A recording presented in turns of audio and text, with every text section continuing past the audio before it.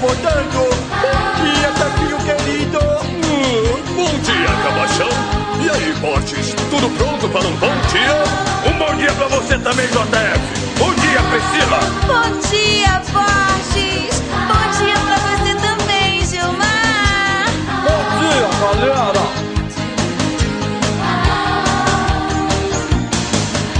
Treinei o meu cachorro pra ser um campeão, pra ganhar a exposição. Dei aquele banho e aparei o pelo pra dar uma boa impressão.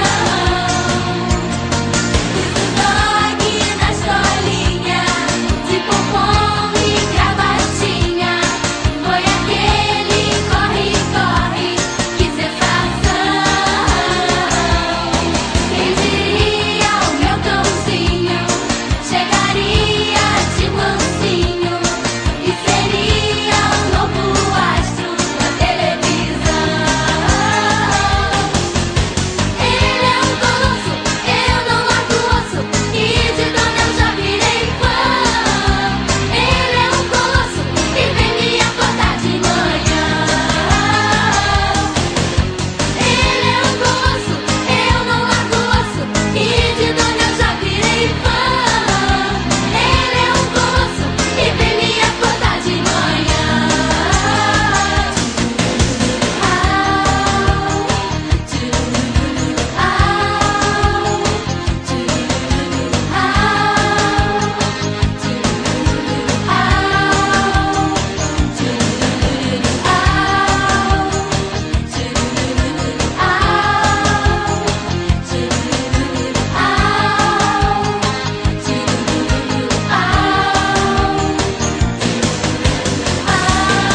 Foi daqui que pediram um figurante vestido de cowboy texano com um chapéu de copa?